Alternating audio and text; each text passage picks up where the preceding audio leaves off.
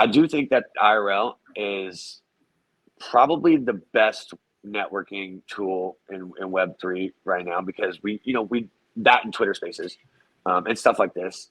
But right now, Twitter Spaces, are like the go tos, for everybody in Web3.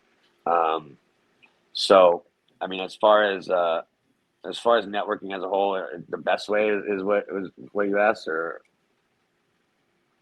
Yeah, somewhere along those. Yeah, no, you answered everything perfectly. And what you said is in what I was writing down. And what I'm going to comment on is IRL being so important. And I had Swirl One, the founder of the Grandpa Ape Country Club. I've been quoting him a lot with this lately. It's time to move past the profile pictures. It's time to facts. start doing shit like this, right? Like the profile pictures, everything's awesome. Like we're still in it for the art. We're still in it for the money. I think my damn fucking laptop's about to fucking take off right now. That thing needs to chill the fuck out. I don't know why it's fucking Throw it in the fridge. fans going right now. Jiminy Christmas fucking fan going 100 miles a minute right now in the background. Chill out, thing, chill. I can hear it in the fucking back. But it's time to do more IRL things because we do spend a lot of time networking, and that's what this space is right now, right? Is finding where you can bring value, finding where you can best utilize your talents and bring them into this space. And I really appreciate what you're saying.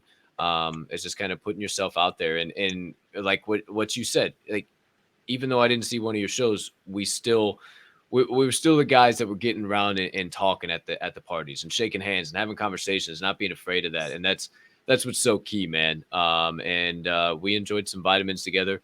I want to enjoy some vitamins because I don't want to space out and keep forgetting topics and shit like that. And those tend to be why I call them vitamins because they just level me up quick, fast, and in a hurry. So we'll do that as I ask you the final question I want to ask you, and then we'll get into some finish the sentence. Final question of the day. I always ask, damn, is this thing just getting louder and louder? I don't know if I'm just tripping or what, but final final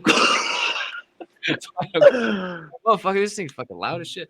Final question of the day, my man. I ask every single guest first time they come on about this because like I said just a little while ago, I like to have people on who have been through the shits, who have seen it, who have done it, who can provide those life experiences or just that knowledge that they've had from those, and maybe help somebody overcome a challenge that they're facing right now, whatever the case might be. So, as a creator that's battled a shitload of adversity, that's been through the ups and downs, that's taken consistent leaps of faith over and over and over and over and over again, to the person thinking about doing that, standing on the canyon's edge, wanting to make that jump here soon, or the person who already is made that leap of faith, done the leap of faith, and is in that hallway. I always say when one door opens, another, or one door closes, another door opens, but it's hell in the hallway. And they're in that hallway. What is your best advice to that person chasing the dream, the passion, whether it's in music, NFTs, anything in between? What's your best advice? Uh, Basically, just stay focused, man, because the more forward movement you have, the more you shine, the more darkness tries to dull your light. And you know, the universe is a motherfucker. It's going to test you.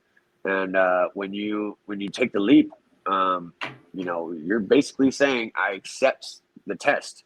And so when you're walking through that hallway, like you said, it's dark, and but you gotta focus on the fact that there is a door over there, and if I just put one foot in front of the other, and whatever you have to do, like, you're gonna have ups, you're gonna have downs, but do your best to have your highs higher than the last and your lows higher than last, so that way you are constantly improving, and it's one foot at a time, one foot at a time. If you like, I have 10-year goals, and then I have 5-year goals, and then I have weekly goals, monthly goals, daily goals, and sometimes it's like when you're focusing on that 10-year goal, it's overwhelming, and and it seems so out of reach and stuff like that. But when you know that if you just put one foot in front of the other, and if you just keep doing that over and over again, you focus on that next step, that next step, that next step,